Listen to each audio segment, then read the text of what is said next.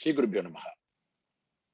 On behalf of Sugam Culture and Heritage Foundation from Malaysia, I have great pleasure in welcoming you all to this excellent Sambhashanam on raising the standards from a global parameter on the quality of Carnatic music, be it from the performance segment or the educational segment, or in terms of presentation or even globalization, right? So I have wonderful speakers, eminent musicians who have joined this discussion. It's going to be a beautiful conversation with some of my very erudite friends who are with me. Let me first introduce the speakers for today. Vidwan Delhi Sunder Rajan, an artist par excellence. He is a child prodigy who has blossomed into a fine musician right from the age of 8, where he started his first performance. Today, he is one of the finest and well-recognized gurus in Carnatic music and a musician par excellence, be it playing on the violin as a violinist. He has accompanied all the leading stalwarts, and he is also a very good vocalist. So it's a pleasure and delight to welcome my dear friend, Delhi Sunder Rajan sir, to join us for this Sambhashanam. Thank you very much. I also have great pleasure in welcoming Vidushi Nirmala Rajasekar, another Vainika who is globally renowned and is based both in India and in US.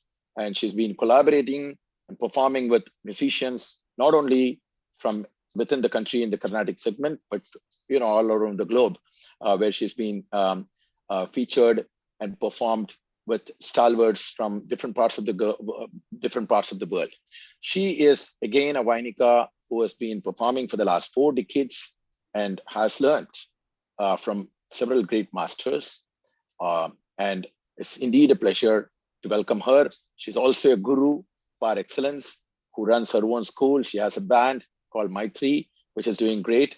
And she's also in the, I think she's a chairperson for the Composers, American Composers Guild, which is a very coveted position that she holds, in addition to many, many other accolades. I also have with me another child prodigy, a great, extraordinary vocalist, Vidwan Palghat Ramprasad, who comes from a very, very traditional lineage, the grandson of the legend Palghat Maniyar. And he is, again, a musician who is not only a person who sticks to classicism and traditional values, but he's also a very, very good thinker of how the art form has to be presented and how we should still maintain the purity and whatever the tradition that has been given to us over several centuries. If I may add, not just merely hundreds of years of the contribution that we have had from great artists starting from the Trinity, but our music, as we all know, has been there for over thousands of years now. And Palghat Ramprasad strongly believes in upholding those values and sharing those values to the younger generation, as well as Rasikas from all over the world. And it's indeed a delight to have him with us for this conversation. Thank you all for joining in. What I thought is today, though we have not really discussed the exact plan, I wanted it to be free-flowing because it's a conversation. And having these wonderful artists and very good friends of mine, we thought it should be extempore and it should be really free-flowing, like how Carnatic Kacheri happens. It's an amalgamation of, though we all learn from various gurus and we all practice whatever we practice, but on stage, the chemistry is completely different.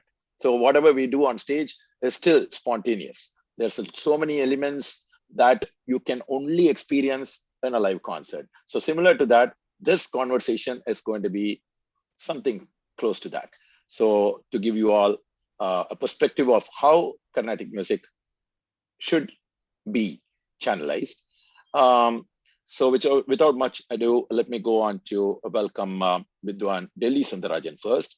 We're going to be talking, we're going to make it into a three-pronged discussion to start with. Sunder Rajan sir, I would like you to speak on how you think the quality of education. We know that the Gurukula system was there. From then we have institutionalized systems. We have now technology and gadgets, which has taken it to a new level. Yes, there are pros, cons of every single system that we discuss. But going forward, now we are in 2021.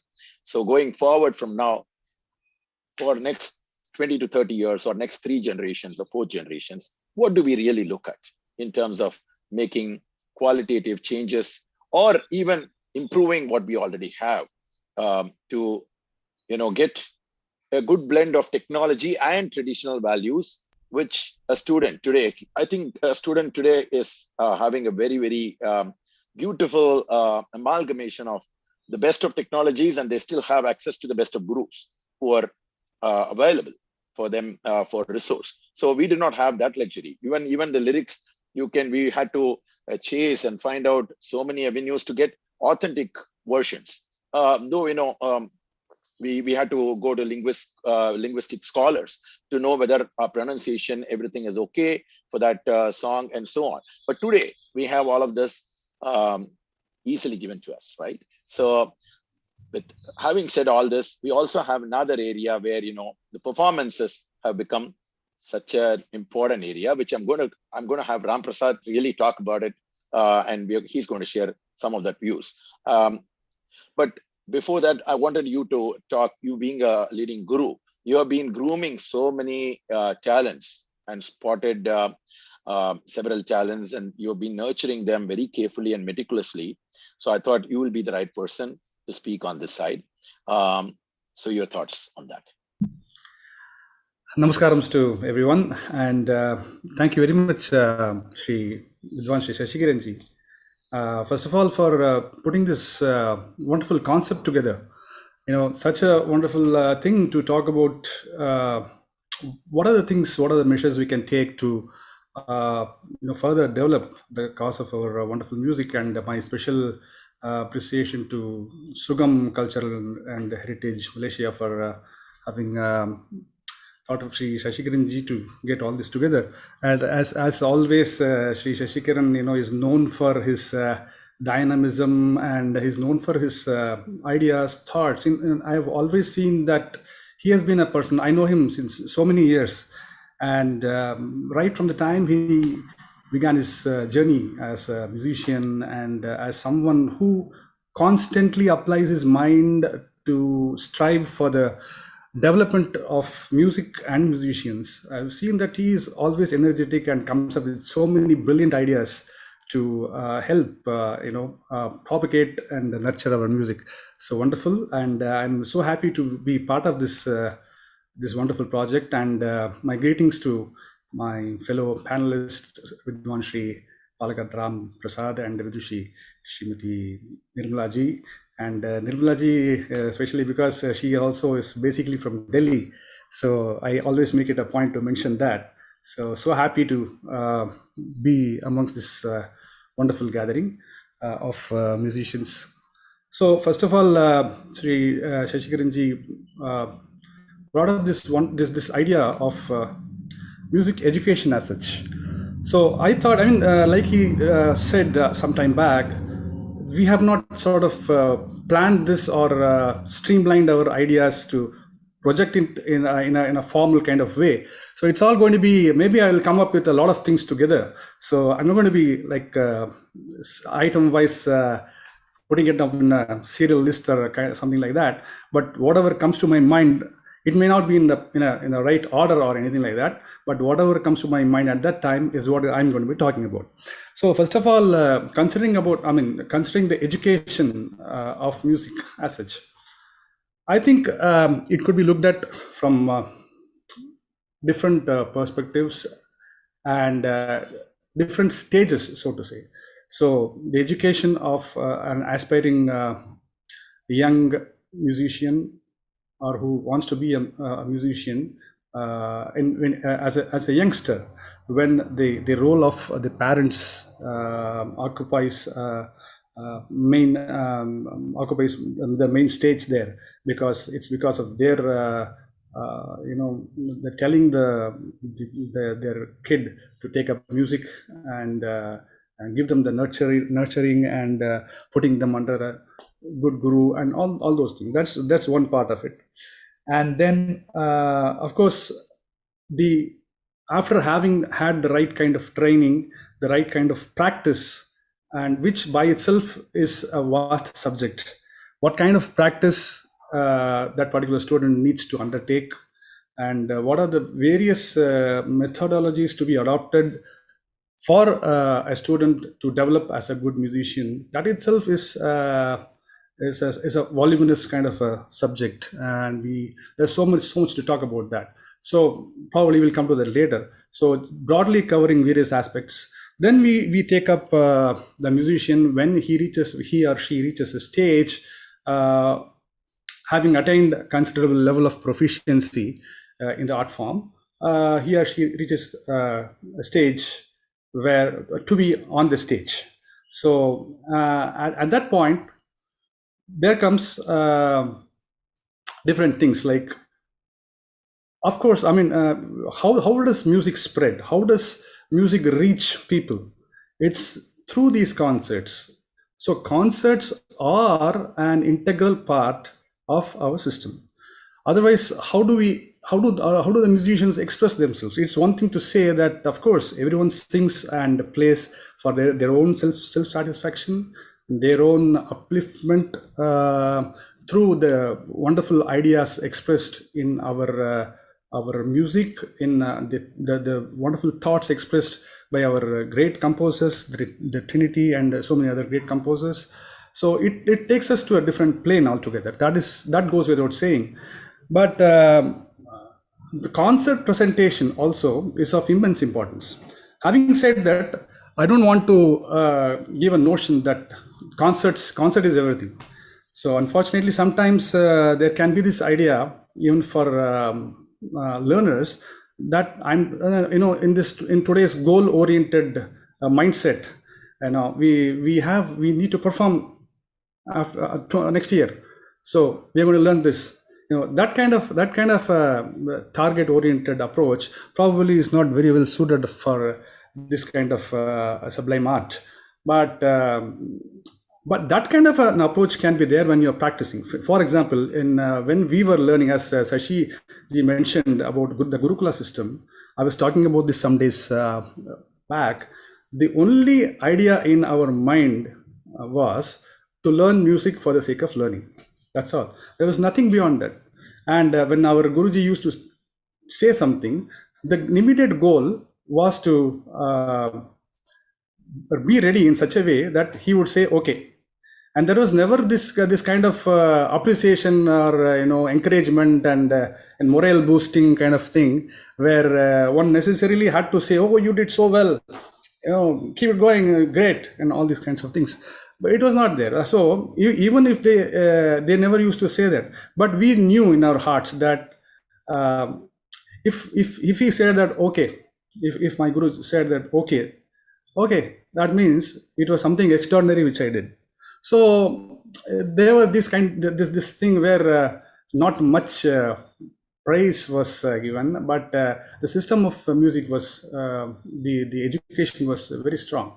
Now the thing is that we need to have a system where, again, we have to reinforce or emphasize the greatness or the importance of learning. And we are talking about so many things. I also probably am talking about so many things at the same time, but I guess it's going to be like that for some time as we get our thoughts organized. So the learning, I think, has to be in such a way that all the nuances, all the important aspects of our music, be it gamakas, be it anuswaras, be it the concept of the swara jnana, or be it bhasha jnana, or proficiency in laya, all these things are taken care of. There's so much to take care of, and there are particular methodologies which can be adopted to address different things at different times and achieve a great level of artistry or virtuosity or proficiency in all streams of music, our music. I think I'll get it started with that. That's wonderful, Sundarajan D. As always, your thoughts of how to do it in a systematic way, I've always appreciated. What I'm going to come back in the following rounds, I'll come back with some specific questions addressed to each one of you, and also in general, which will cover specific areas like, what do we do to structure our education more or strengthen it? Like, for instance, basic practices. What do we probably work on, or what is the purpose of all of this? What are we trying to achieve? So people have to know whether you are at the basic level or intermediate level or the advanced level. What are we actually trying to showcase? Or that is what is going to make the qualitative difference to a student in their approach, and also raising the standards. I think that will become a benchmark. So somewhere they have to know what successful artists like you all have done, and some formulas of that success story should also come along, so that they would be able to be in a position to fathom and work towards that. A lot of students keep asking us, how many hours should I practice? What is the way of practicing? What is, should I have a schedule? Should I practice this in a particular order? What is the sequence of practice?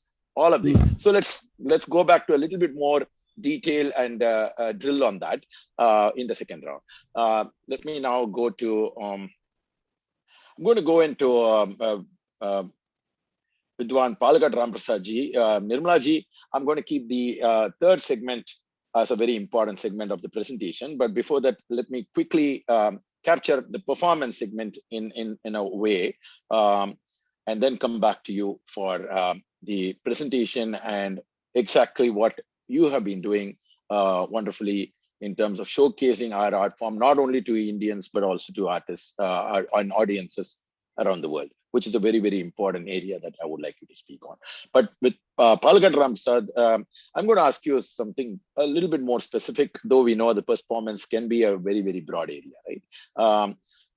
We know you are a very staunch believer of, following tradition and adhering to what we call as, keeping the Kacheri Dharma intact of what has been given to us, by the great masters. So while we talk about this, there could be debates on this, there's pros and cons. What if I can change something, or should it be this way, or should it be something else? Was it this way? And all those. So, but we have certain paths, and these have been time-tested, successful paths. When people ask something, we should also know why it is structured this way, right? So not many people get an answer to why this was, this is the way it is, and how many people have been successful. And the success stories of following this has been far more than a lot more experimental thing, which comes in, at a later stage. If somebody is well established and then they are able to pull off something, there could be, one-off geniuses who might be able to do it. And that will always be still a genius, but it will not be for all.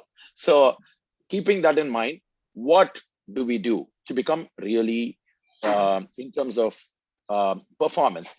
Today there's so much, so many aspiring performers around the world. In fact, there's a fear that when more people want to perform, we might end up having more performers than more audience. So keeping that in mind, what do you think should be done, and what does one do really from the stage of being an aspiring performer to understand what it goes? And the other thing is, I've always thought, preparing for a list or something like that, right? The occasion, where we perform, what do we perform, and all of those becomes such an important area. I'm sure, our other panelists also will be very eager to share their views on that. We'll come back to that, but we'll start off with you on the performing segment and how you envisage we can qualitatively look at both, not just from the artist perspective, but also from an audience perspective as to what have the standards, because we have this debate that 50 years back, the music was great. Now it's changed. Now again, it's both from the artist we as listeners, when we put ourselves as listeners and not as performers, we say the same thing. So, so it's that debate continues, right? Both from when we are as artists, we perform, we want everybody to hear us in a particular way. But when we become audience, we also say, oh, wow, those masters did it that way. And can we sing that, or listen to that music again? So let's have your views on this. Go ahead. Thank you so much, Shashiji. As Vidwan DPS sir said, it's always a pleasure being a part of whatever Shashiji organizes. The reason is because as you just been listening, it's not only entertaining, but it's also like very edifying. Like at the end of whatever he speaks, and at the end of the performance, or at the end of the stage that he sets, I think there is a takeaway for each and everyone, not only artists, but rasikas, but students. So that way, whatever Shashiji organizes, I think all artists are like really wanting to be a part of it for several reasons. Also because of the fact that we learn as artists by participating in such discussions, because there are so many thoughts that we have in mind. But the time we start expressing is when we understand that these are the thoughts actually which we have in our minds. So that way, the journey is like very, very edifying to say the least. So thank you so much once again, Shashiji, for offering this, platform to get our thoughts, probably not in order as DPS sir said, but at least getting our thoughts out.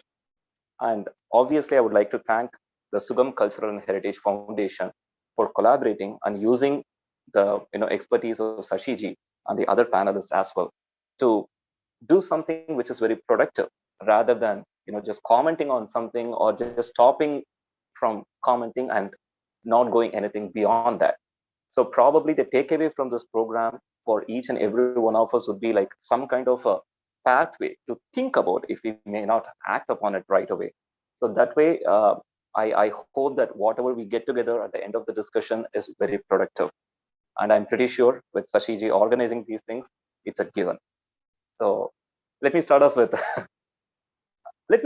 this word standards. Like, I mean, what is standard? Like, what is a good standard? What is a bad standard? So it's almost like saying, what is poverty? Poverty to me is very different from poverty to someone who is on the street, and which is very different from probably like an Anil Ambani or a Mukesh Ambani, right? So first we need to recalibrate ourselves to understand what standards are. Now, there is an easy way. I mean, like there is a time-tested given way for us to calibrate our own quality and call it, perhaps, is it close enough, or how far is it from what has been established as a standard, right? Now, what is the easiest reference? The easiest reference is, I'm going to take a few steps back here and talk about this art form which has been passed on through generations. And a major component of it comes through the faith that we place on the people who teaches us and the people who have taken this art form in their generations. By that I mean, like how we believe our parents are the ones who gave birth to us. I mean, do we question that? We don't. Like, at least for the most part, we don't.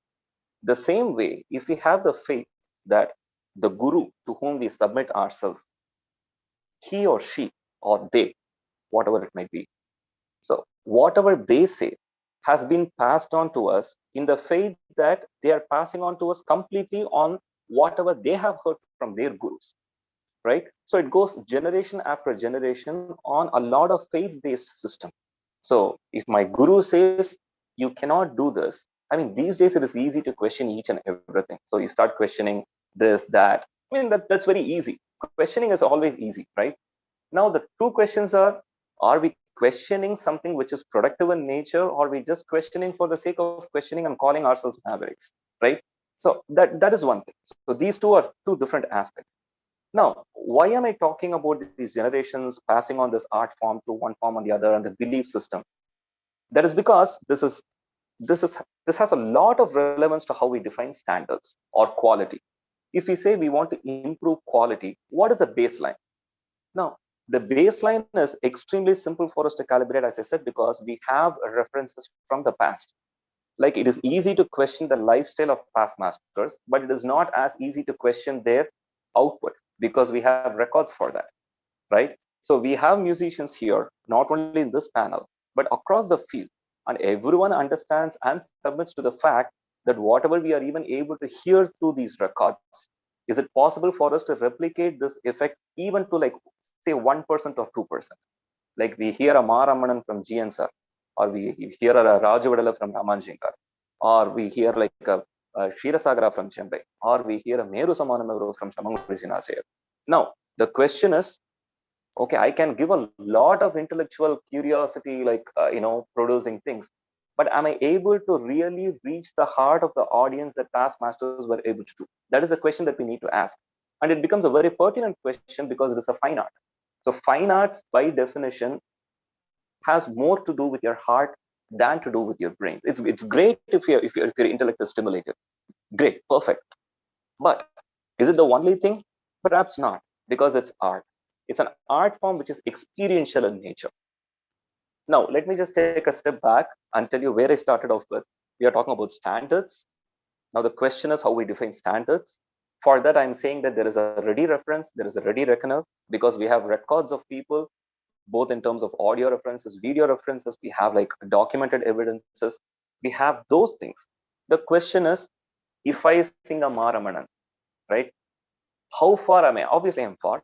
So how far am I from a GNSR's Maramanan, which is considered the gold standard?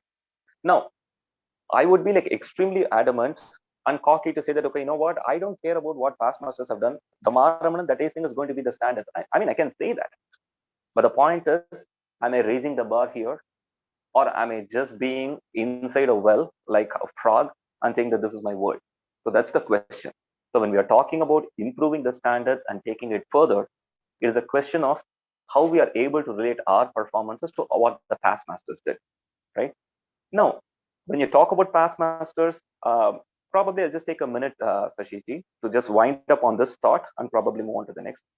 So when we talk about the standards that are set by the past masters, that happens to be the gold standard, or that most of us consider to be the gold standard because they did it as a tapas, right? So a simple example would be, I mean, in most of the concerts that we listen to Shamangudi Sinasayar, the one turn that he sings in Meru Samanamaru is da pa ma ba da ma da pa ma ga ga re sa re ga ma ga. I mean, does it mean that he doesn't know any other turn to sing in the Meru Samanamaru? Obviously, he knows. The point is, there's been so much established that he gives that and people expect that, right? So the familiarity that he has established over the years by producing this kind of a specific art form in a specific way sets the standards, right? And it is from the artist side, it's obviously the supply, and from the Rasika side, it's the demand. Now the question is how we are able to integrate both. Probably that is something which I will talk about once we get into the specifics. Thanks, Palghat Ramprasad. That is, it's something that I wanted a lot of students. I think Sugam Culture and Heritage Foundation, I wanted to give a brief detailing of what they have actually been doing. They have been successfully conducting master classes.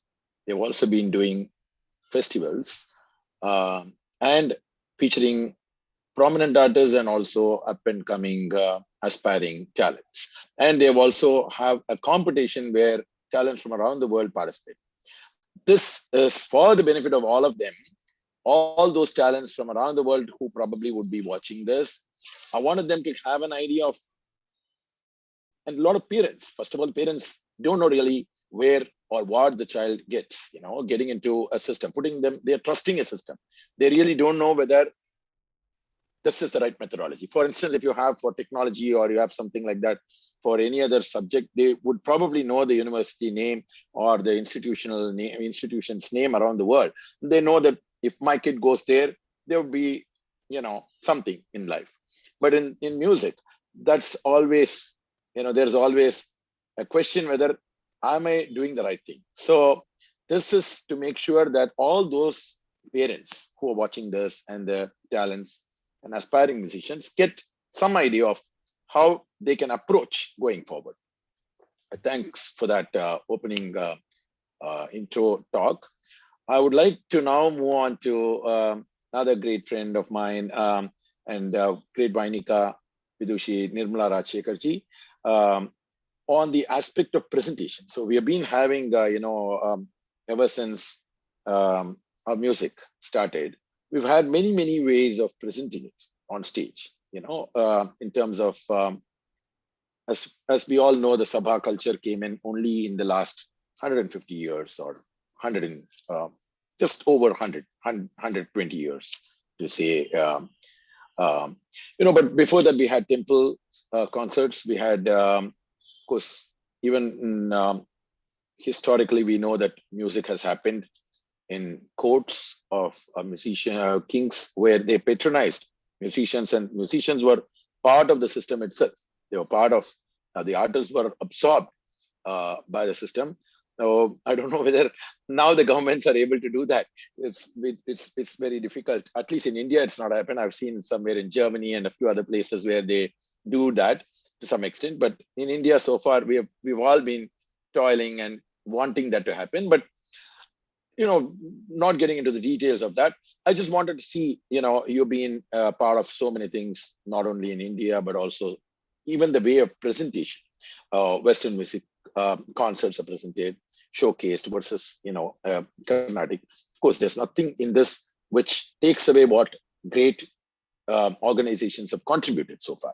We're only looking at what could be qualitatively improved upon globally to make our music accessible to a larger spectrum of audience who have never been exposed as in, like, if you go to Europe, even now, we perform to a not non-Indian crowd, but who listen to proper authentic concert. There is no compromise in the quality of the music produced there. We have not changed any format. In fact, as we all know, we have been requested to sing Ragam Tanam Pallavi or the most complicated things rather than sing tukadas for them, only tukadas for a concert. So we all know that they want hardcore, strong, classical concert presented in its pristine purity, because they all listen to Western classical, right? So they're used to that. So when we can still reach to a global audience, still performing what we call as our music, you have done it in many platforms around United States, and not only there, in other parts. I would like you to talk a little bit on that, friend. Thank you. Namaste to all of you. Thank you, Sashaji, for having me part of this beautiful. Am I being heard? Hello? Am I being heard? Okay. Thank you for having me be part of this. I am actually broadcasting from not my place, so my internet, my room, everything is unfamiliar to me because of the beautiful water situation we have in Chennai right now. So please forgive me if my internet keeps conking out. Sugam Foundation, Cultural Heritage Foundation, is doing an amazing job by asking you to be part of this and asking you to direct this particular edition of the International Music Festival in Malaysia. I thank you for doing this for the cause of this beautiful art form that we all worship. Music is not something we do for because we are professionals. We do it because it has consumed our lives. As we know from this very erudite panel that I'm sharing with, the artists in here have also come to music after choices have been made in their lives. I am also one of those artists. I always thought I could be a computer engineer and a musician, and that is how I started my life, very naively, thinking I could manage both and raise a family. But then, of course, I realized that the passion for music, what it draws me in, is a complete surrender that is required. First and foremost, our day is only 24 hours. So if I could give all 24 hours to music, I still know that my Veena and I have many lifetimes to journey together before I start discovering the gems and beautiful jewels that are there. Sunder Rajanji referred to our days together in Delhi, and that is very true. That is where I studied under the great maestro, Professor T.R. Subramaniam, sir. And it was in those days that I would go to NIAT to work in the daytime and then go to his house whenever he could have me at Miranda House to study. We're talking about presentation, and I was studying with one of the best masters of presentation. When we talk about TRS sir, the one thing that comes to mind is what a pleasant person he was on stage, and how beautifully he presented some of the most intricate, most difficult parts of our music. He would play and play for us recordings. He would quote. Again, I am going to cross over on several of the things we've already heard from Sunder Rajanji and Ramprasad ji, because this ocean that we have all been given the gift of, which I think is a blessing in our lives. Our parents, our gurus are responsible for us to discover this gem that is, called music. Be it Carnatic music, be it classical music, be it jazz, be it rock, be it any form of Hindustani classical, anything. Music itself is a gift to be able to appreciate. Balchandar sir said once, the great Veena maestro, Vainika, said once that if you have been blessed with music in your life, even to appreciate a few swarams, you can consider yourself as life's dream come true. Of course, if you end up playing or singing music, then you're doubly blessed and you cannot ask for more. And that is where we all join hands to talk about that. As I was talking about TRS sir and presentation methods, sir would say, it doesn't matter whether your Pallavi starts 3.5 from Samam and your second half of the Pallavi is 4.25 from Samam, and you have some very complicated mathematics around it. If the audience member listening to it does not listen to the melody of Krishna, Mukunda, Murare, Hare, Gopala, Hari, whatever the words are, should come out so beautifully and appeal to them. Now, it is up to you as an artist on couching all these beautiful words with all these 3.5 and 4.25, if you feel like exercising the brain and using the laya that our music carries. But the presentation comes from the bottom of that experience. Ramprasad ji said it's experiential. This art form is absolutely experiential. It is what touches your soul. So when you present too, one has to reach the soul. To reach the soul, we don't need a language first and foremost, when music itself is the language. And Shashiji, you talked about how audiences like to listen to a Ragam Tanam Pallavi or an Akshay Linga Vibho, which has a humongous Charanam section, when they don't perhaps know what the language of Sanskrit is or how Dikshitar composed this in Kivalur or any of those details going back into it. It's exciting to know the details. And when we do explain what Nandanar Charitram is, this happened to me in actually a concert in Wellington. When I played Nandanar Charitram, when I played Vazhimarai Thirukkirathe, and I had read about Tirupungur, where the Nandi is not actually, and in fact, we've had the pleasure of visiting Tirupungur and seeing that Nandi not straight center, but slightly off center from the lingam of Shivan, and where Nandanar sings that he will stand outside the temple just to get the glimpse. I played the song in the concert, and somebody got up, and this was not a completely familiar Carnatic audience. This was a mixed audience. Someone got up and said, "Could you talk about this composition you just played?" And I explained to them a little bit of the background of this composition and this actual Sthalam Tirupungur. And I think we had a bigger connect just because that story was told. And that story was told when someone asked me to tell the story. So this brings us to a very important, valuable lesson that I took away in my heart that day. That all of this great culture as to why and how and when these things happen makes it exciting and just that much more interesting. So when we present, these are aspects we always look at, and both our eminent panelists have referred to how we learn, how we trust the gurus, how our parents just take us to our gurus and that's it. Then they hold our hands and take us on this journey. And how we learned without any expectation. When we go to learn, we did not go there with dreams of, performing these pieces on stage. The whole idea was how to understand the instrument, whether it is the voice or the veena. How do we learn from these masters? And all that I'm sure all of us remember from our days with our gurus is how our jaw dropped every time they executed a tough sangati, or every time they sang something so melodically in one breath or in one pluck. As one can tell, I'm a Vainika, you can slide across 15 different notes and still produce the rasa of Shankarabharanam before Akshaya Linga is opened. So these kind of jaw-dropping instances in our life is what fueled our dreams. Aha, they played it so well, they sang it so well. How am I going to get to that level? Of course, this was my life journey, and I'm sure we all share that. The implicit trust that the parents had in the gurus. And as you said, that one of the speakers also alluded to that. How do you decide which guru to go to? Well, that is the Agmark stamp of classicism. That is the Agmark stamp of gurus who have come from the methods that we all know and respect. Ramprasad ji referred to the Meru Samana of Shamangudi Mama and some other composition of GNB sir and Chembai sir.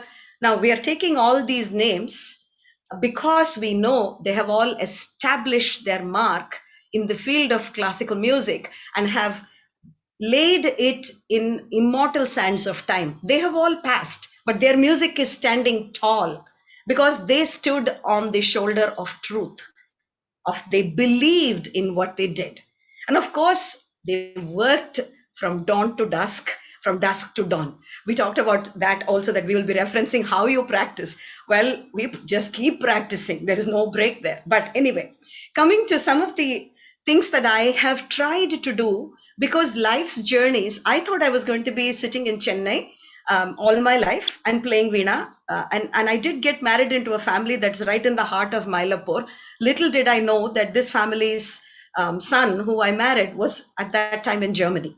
So ours was a traditional arranged marriage, and I got into the family to become a musician and continue my practice, naively also working in IT, thinking I can do all this. And then suddenly I realized, oh, Rajasekar is not living in Mylapore, but he is placed in, at that time he was in England. Oh, I'm going to have to go to England. So that began my manodharmam, as TRS sir always says, our life is a manodharmam, we improvise.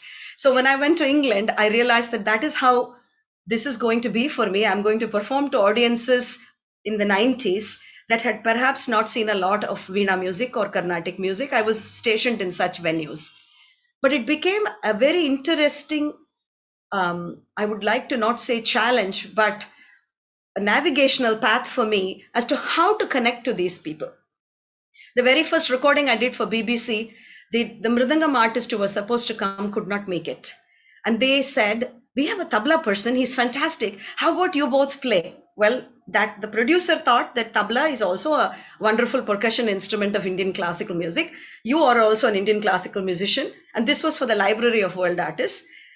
And this was a very elderly gentleman. He was wearing a nice turban, and he was a Sikh gentleman. And I didn't know even how to count the teen tal. And he said, oh, hum teen tal mein kar denge. Don't worry, we will do adi talam, teen tal, kerva, any of those other talams will work. So my first experience was to take 2 days time with him and start studying Hindustani tal, so that I can play my veena and understand how they maintain their life. As you know, the role of tabla is very different from the role of mridangam. So thus began my journey. Slowly, I started to realize that my life was going to be moving around with Raj. And then we arrived in Switzerland, and then finally we went to the States. So I had to find creative methods to present our music the same way as I know, because that was the promise I had given my gurus, that I would not change even a sangati. My guru was very particular. She said, if you need to make changes, there is alapana for you, there is thanam, there is kalpana swaram, where you can touch all those areas and do whatever you feel like, but do not touch the kirtanais. So this is my guru, Srimati Kalpagam Swaminathan, who absolutely requested and kind of made sure that Patantram and what we learned from the gurus was kept that way. So there were many ragams that she wouldn't teach me, like Charukesi, Revati. These were ragams that I never learned from my guru. She would say, find other avenues to learn these, but what I have given you, keep it the same way. So I started to work in areas where I started to realize that I had to look inward and learn my art form even deeper, which brings me to one point that I do want to place in front of this panel. When we study, when we present, these days we have the internet, obviously. We have exposure, we have access to whoever you want. And I just want to bring one thing to mind, which is great for us to have these opportunities. But let's just think for a minute about the breadth versus the depth.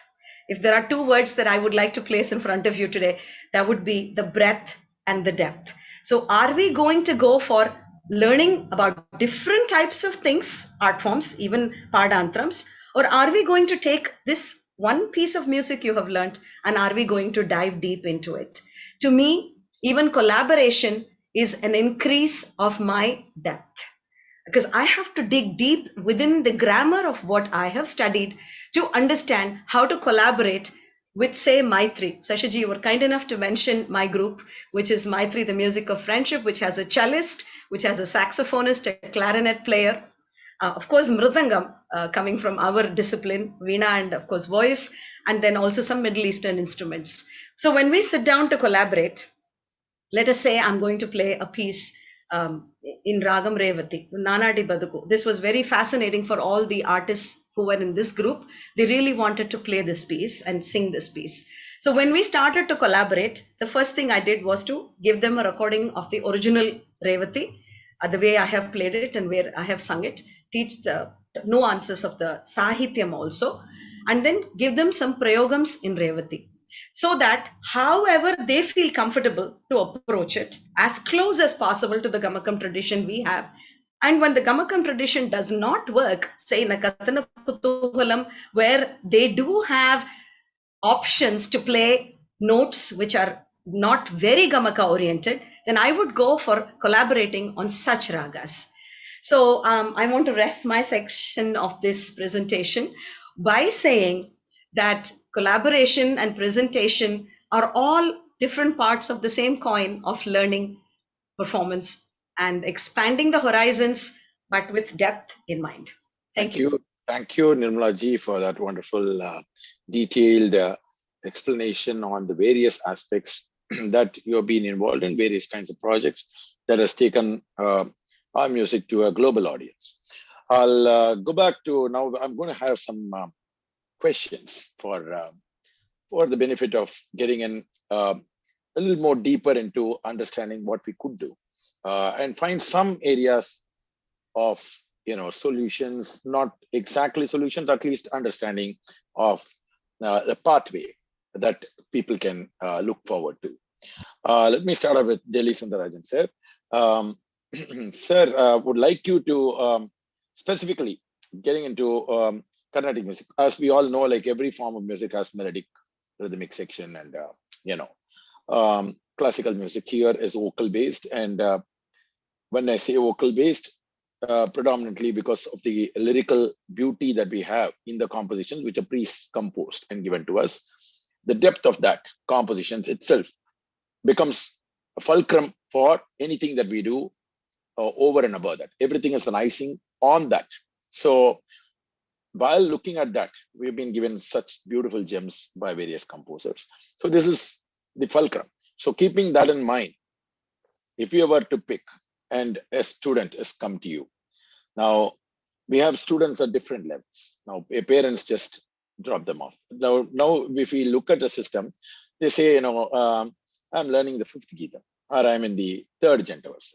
So there is prescribed books for those, and people know, I'm in third Alankaram or third reference. So how do we change this from developing a skill set of a person to understand that the basics should actually get them to understand the swaras, sthanams correctly and build on their swara jnanams? And it's not just merely a set of exercises where you said, okay, I completed all this, like, I'm going to do a workout somewhere where, I'm doing exercise 1, exercise 2. Now I'm raising the hands. Now I'm doing this. So it's not just that, right? So there's much more happening from not just an academic perspective of I completed this. I'm done with Sarlavarse. So when people come and tell me, I'm done with Janta Varse, I mean, we still have to practice it even if you are a performer at the top level. It's not like you can be done with it, right? So how do we make someone understand that building on quality is got to do with deeper and deeper understanding of how do you build on your Swarajnanams. You've notated so beautifully. So I've seen your beautiful notations. So can you talk a little bit more on how do you actually emphasize that? And at various levels, it comes in handy. Even for a performer, just presenting a composition to understanding what exactly is happening in terms of the Swarasthanams, Anuswarams that they present, where they are able to articulate, and the bhavam that has to be beautifully, it's been given to us by the composers, where the sangadis are also coherent. So we don't, just because my voice is facile enough to do anything, I don't just do a song with so many sangadis that actually doesn't fit the composition, right? So we'll have to know seamlessly how do I, blend into that and build on the whole thing. So I would like you to talk a bit on that so that we really get into the details.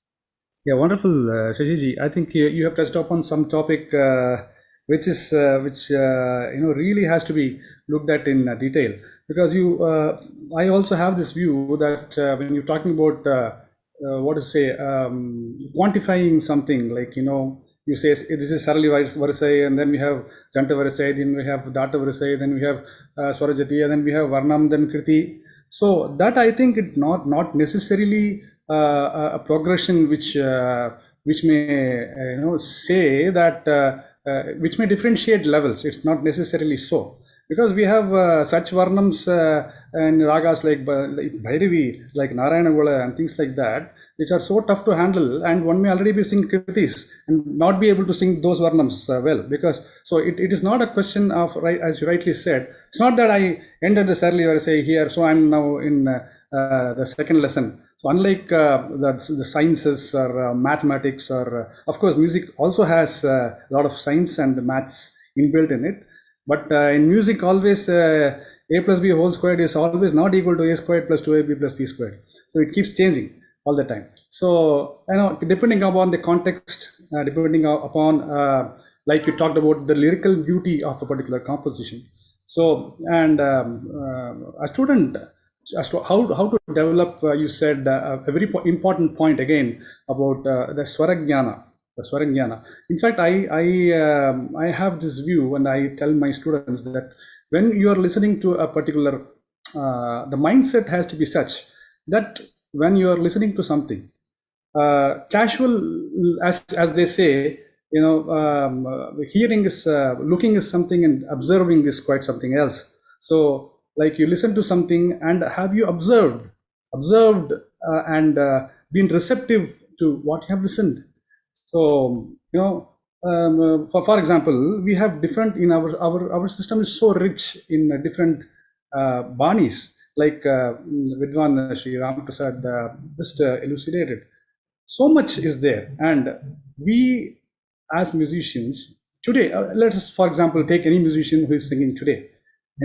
You cannot say that particular musician, he or she, has not taken his or her music from the greats like Shri Adikuri Ramanujan, Alathur Brothers, GNB sir, Shri Ramnath Krishnan sir, Shri D.K. Avasham, D.K. Pattamal, Shri M.L. Vasantkumar Amma, M. Sublakshmi Amma. So one's mind is full of these great musicians.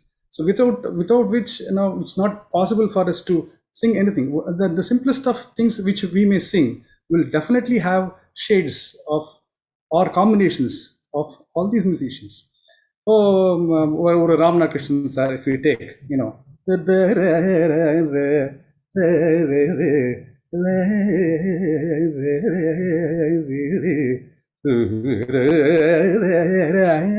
the way you approach that da,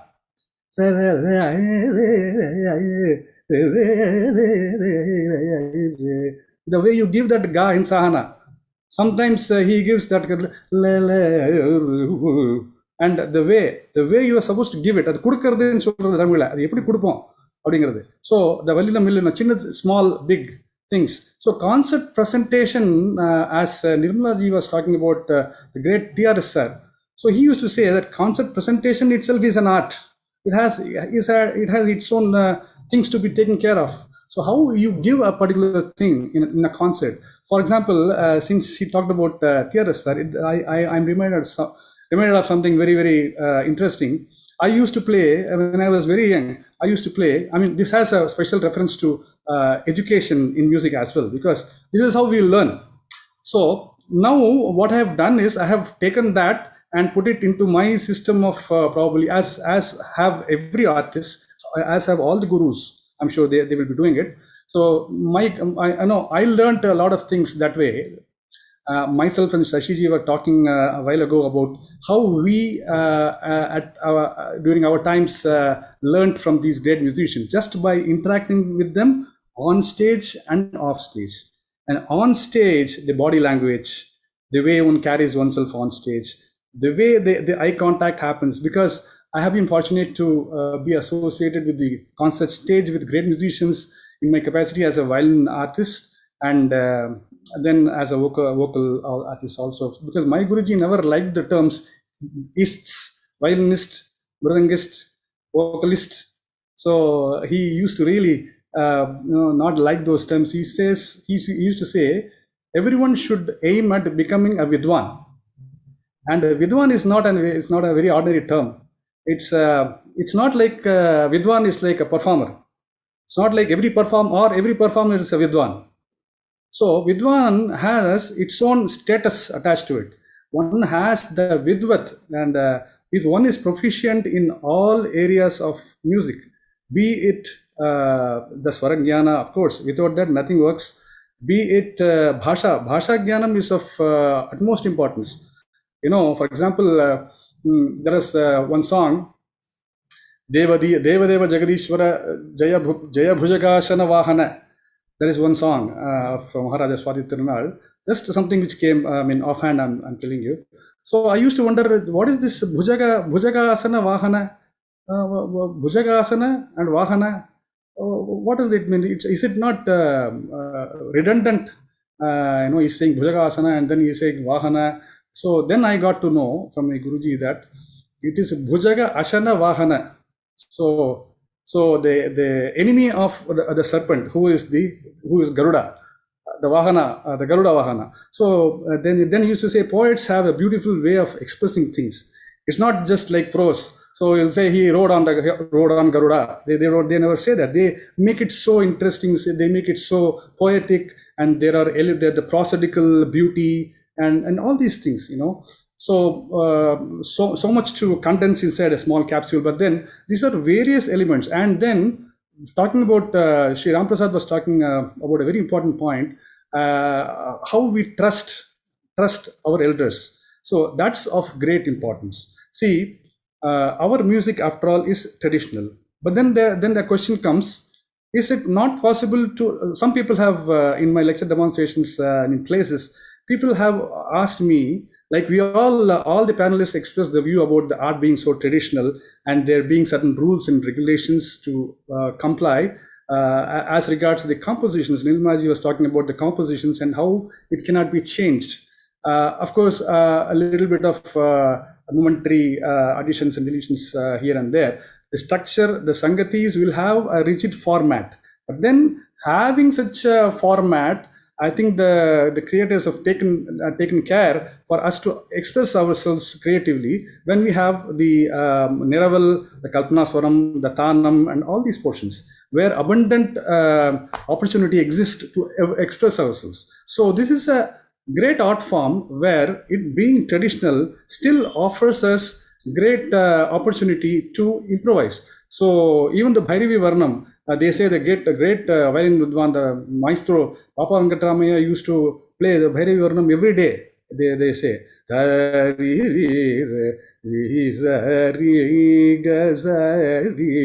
so something, even if when we play something or the other we can keep on doing something. Gari gari gari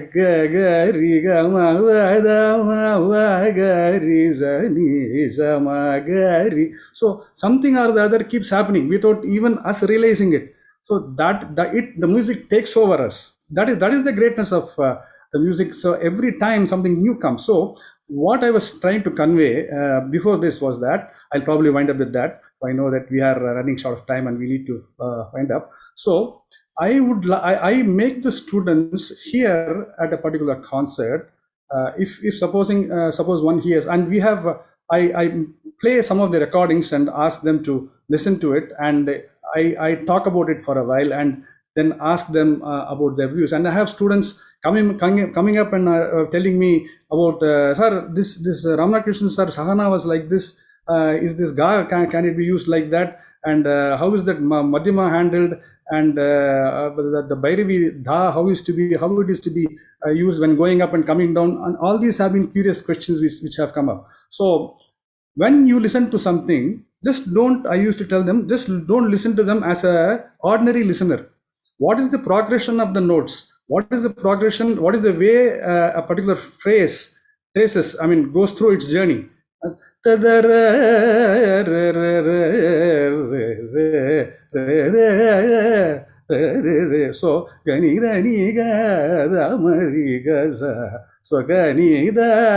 where are we taking that ga from, and how is it proceeding up and coming down? All these things one has to observe. And I even give them short exercises to listen to small passages and try to sort of decipher and sing what was exactly being sung. And of course, the importance of notation, which Shashikiranji was talking about. In our school, of course, the learning was intuitive. We had to learn everything by our ears. But then to have solidity of our patantaram, my Guruji used to have a very strict system of notation, which itself is an art, I think, and we had to learn that.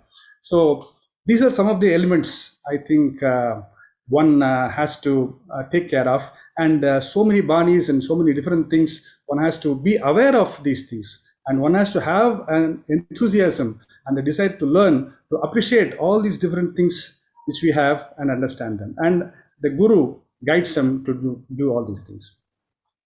I know, Sunder Rajan sir, it's a very short time that we are trying to put in so many details into place, and I know that you're constrained to actually express the full gamut of your knowledge within the short term. But this is just like an introductory session. We would like, of course, I would like to request Sugam Culture and Heritage Foundation to organize more master classes of these masters who are all with us.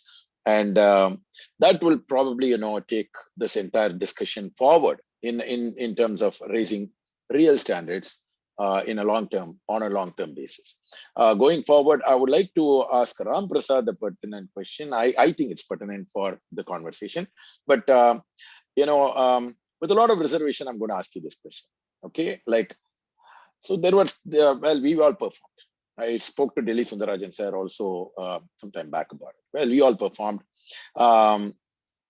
We had all this. As soon as we finish concerts, and you're coming from a great musical lineage, you still have that. Just your father himself does it on a regular basis. So as soon as we are done with our concert, we have a very critical feedback session, right? It's not like, we are in a concert level now and we are done. We are done. It's not like the graduation is over, my post-graduation is over and something, I've got a job, I'm now into this, I'm a successful musician, I've got a stature and all that. That's all like for outside world, right? But when we are artists, we do need that critical feedback from very close network, or at least people whom we think are going to constructively mold our skill set, in certain ways, apart from just only gurus. Yes, of course, we do have gurus. I'm just going to advocate, play or devil's advocate in this. I know every student has a very great reference to their gurus. Having said that, we were also fortunate to have the blessings of various great masters who came to our concerts. They were not our gurus exactly, but they came to us and shared, yes, this ragam you sang there, but don't you think that you could probably work on this area a little bit more? The way you're giving your voice in this place is probably not very ideal in the long term, or something like that. Any kind of feedback, or Manodharmam for this song should have been done in some other place. You chose this place, it may not be the appropriate choice. Could be any kind of those kind of critical feedbacks, which we were fortunate to get. And we also went and sought these kind of artists when they came to our concerts. We took it as a blessing to get something from them. So, in tennis, for example, even if you're number one seed, right, you have a coach. You have a coach who is there in addition to, you might be the number one, world's number one. No, nobody is doubting that. You might be even better than your coach in terms of seeding. The coach may not even get onto the center and play. But the coach's role over there, they may not have groomed you from the scratch when you started learning, but their role becomes so much important. You have your dad himself who plays that very, very crucial role, and dissects every concert viewers. So I want you to really tell me, how important is it for every musician to get this? We are running out of time, but we'll keep it concise to this point. Yeah, as you earlier alluded to, Sashi, we can just go on with this for like days together, forget hours. So if I'm just going too far, just take the iron rod and tell me stop it. Okay, I will stop it. Yeah, I give you 3 minutes exactly. Okay, good. So I'll just split it into I'll just take 1 minute to explain 3 parts which I have in mind. The first thing that you rightly said, you always need a person to tell you that you have to be grounded. Okay, so it could be as direct as that, saying that what, you may sing well, that doesn't mean that you are the best. You may have like a great fan following, that doesn't mean that you are the best. And especially for people like us, Sashi, we are fortunate to be in a family which have seen the greatness of past artists, right? So even if I give the best test, if there is a word that like that, okay, and I sing a Todi Ragam, it's not even going to be like 0.005% of what my father had heard Ramanjanga's story, right? It's not going to be that. So it's so helpful at every stage for him to say, at least in my position, of course, I'm pretty sure it's true for you as well as for Nirmala ji or Sunder Rajan sir as well, for them to come and say that, what, yeah, it was okay, but so that but is what takes us forward. Okay, if they are going to be just like any other audience who said, what, the Todi was brilliant, the Varali, oh, the Rishabham to Sajam transition was like amazing. So these are all Google usages, right? You come to see that the landing notes were great, and there are reality shows which says all that stuff, so people just pick up from there and then just do it like so liberally. Now, but the truth is, the person who taught you knows where you have moved and how far are you to go further from here and what is your trajectory, right? And when there is no person on top to, for a lack of better word, in Tamil they say Mandela Tatrathukku, which basically means with the iron rod, they just beat you up and say that, what, there is a lot more to happen. You're not at there. So even when you are 55, 60, I'm pretty sure you need someone like that. It's an asset to have someone like that. If you don't have, you start to think that, okay, I have like 1 million followers, so I'm the greatest. So I can do whatever I want. I call the shots. You may think whatever you want, right? But the reality is like divinely different, right? So definitely you need that person. And it's helpful if that happens to be your own guru and one of the closest like family members. So it doubly helps. Even I'm not saying even now, I'm saying is like when you start performing concerts year after year after year after year, now after the concert is over, the first call I make is to my dad. I have to after his scoldings are over about the concert is when my concert is over. Until then the concert is not over for me. Okay, it doesn't end with the mangalam, it ends with his scoldings, or it ends with his like he says that என்ன இப்படி பாடிட்ட இது இப்படியா பாடணும் இவ்வளவா கத்துருக்கேன். Like that keeps you going, right? So that is when you start thinking, oh man, I didn't think about that, right? You may be the greatest of an artist, but you are a human at the end of it, and you need a person to direct you at any stage. So it's an asset to have. Yeah, it is like a difficult pill to swallow when the comments come in, but if you start reflecting back on it is when you see, okay, this is where I need to develop on, right? So that becomes crucial. In terms of getting inputs from elders and past masters, I have several anecdotes, but I'll just pick one so that I'm able to communicate it in a short time. So this was probably 1990 or 91. I was in like middle school or something like that.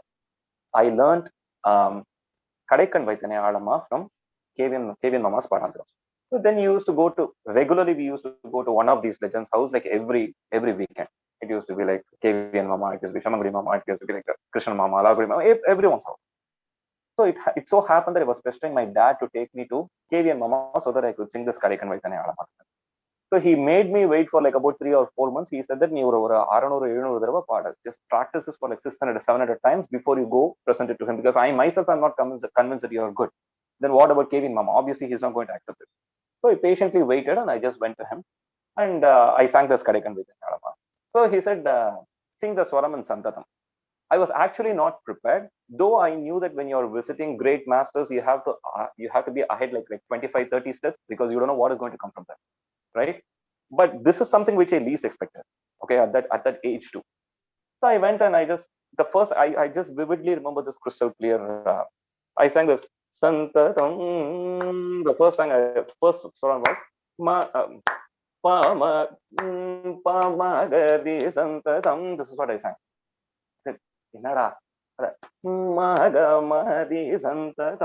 He changed to this. But look at the word of difference, which is bigger, right? It's one small thing. It's not, instead of Pamagari, it's like but it's like an entire world altogether. Now I can swim in this Bekada for eons, right? But how much was the input? The input was like less than 1 second, right? So these are the advantages when you move with legends. Like if you're receptive enough, like your antennas have to be up. That's an important. It's like it has to be there. Like whatever they say, because they observe each and everything. The way you stand, the way you enter their house, the way you look at them, the way you look at the other people, the way you look at their house, they note each and everything. Like it's like going under a scanner. It's an extremely, it's an ordeal to spend even like 2 minutes with them. So imagine the plight of singing in front of them, imagine the plight of getting their comments and then working on it and then telling them, you know what, I worked on it. So this is okay. So the process itself is like, if it can happen for one swaram like this, imagine with each and every artist that I had the blessing to move with and the blessing to share their stage with, right? There have been several occasions where Ragumama used to say like, so there was one concert. I may have to stop you there. We're going to keep that for the next session. Sorry about it, because I think they have another live coming up very shortly. We would like to continue, but they have another live. So I'll like to, before we wind up, I'm going to ask Nirmala ji one thing. Nirmala ji, yes, you played in various kinds of stages, right? You collaborated, you performed classical concerts, you've taken Veena to different levels. How important as a Vainika for instrumentalists, there are a lot of instrumental students also, right, around the world, for a Vainika. So to maintain instrument itself is such a difficult thing in different places, particularly transporting such a mammoth thing like a traditional Veena is such a difficult thing, right? So I'm going to ask you in terms of a lot of things without compromising. How do you try to manage to take this around the world and manage to work on the sound itself? Very briefly, I think we have exactly 2 minutes when we have to wind up, but whatever you could share with that. Thank you. Very briefly, I think it's good for every Vainika to learn more about the logistics of their instruments. There have been several occasions when I've had to repair. I have to reset melams, lots of things. I've had episodes where instruments have been broken, completely come apart, huge cracks. So these kind of things are never fun. They are always very scary because your instrument is your first child. So when your child has an injury, your heart is broken. But I would strongly advocate for learning about your instrument and learning how to maintain it, particularly when you're on the road, because you're not going to have your faithful, trusted Veena technician with you all the time. So it's still, despite everything, despite it being a big mammoth thing, I think I'm blessed that the Veena chose me to have the Veena as part of my life's journey. Thank you very much for having me. Yeah, no, I know that you had a couple of occasions where your Veena, the Yari broke and things like that, and you still managed to get on stage, perform with all that. And I have myself organized 1 or 2 of that kind of performance. That's the reason I asked you that. So it's extremely difficult for a professional, but at the same time, being a professional, they have to do something to be on stage to make sure that that shows goes on without hindrances. That is why I wanted that question to be taken. I know we can go on and on. I'm going to talk very briefly. I'm going to thank all these panelists in one sentence, say that, we are very, very blessed to have each one of them. Sincere thanks to Vidwan Delhi Sunder Rajan sir, Vidushi, Nirmala Rajasekar ji, and Vidwan Palghat Ramprasad ji on behalf of Sugam Culture and Heritage Foundation and the Malaysia International, Carnatic Music and Dance Festival 2021, which has been such a glorious event. Thank you for joining in this and being a part of this. And I'm sure Sugam Culture and Heritage Foundation is going to use more of your resources in the future editions. And we want you to be back again pretty soon. But I'll sum up with a short 1 minute takeaway for all those who are watching this. First of all, in terms of education, for those who are learning, and I know many of you are learning, not privileged to learn directly from a guru. What do I do? Sitting learning on Skype. So first thing first, don't worry about it. You're on Skype, bug your teacher. Send them logs of every class that you practiced. If you have practiced something, they have taught you something, the onus is on you. Send them your log. Without delay, whatever you practice, send them till the extent that they are bombarded with so many messages from you musically, not just verbally. So musically, give them a lot. Keep giving them whatever you practice. Every single day, send them your practice sessions. Let them listen to it based on their convenience, but give their feedback and make you better and hone your skills better, whatever level you are in. You are in basics, you are in intermediate level, you are in advanced level, you are in the kacheri level, whatever. Even if you sang a kacheri, send that. Get their feedback, get their approval. That's first. Next, if you know any close musicians, friends, definitely send your recordings or whatever. If you perform, get their feedback also, but report their feedback to your guru first, because your guru has to say whether their feedback is working around what the guru wants to mold you to be. So make sure that that is in sync with what you're learning. So that's the next step. And similarly, if you are at the level of being a performer at a high-end level, make sure that your practice sessions are very well planned. So whether it's in the morning, whether you're an instrumentalist or a vocalist, keep that for the technical development. Whether it's vocal faculties, then work on warm-ups, work on exercises for voice, and make sure you do that. Then you keep a particular session to learn or polish your old songs or learn new songs. So you should have time for that. Then evening, if you have time, work out a concert repertoire. Probably if nobody calls you, sing every day a concert at home and enjoy that first. Once you start getting the feel of what your concert format is, and listen to a concert also a day.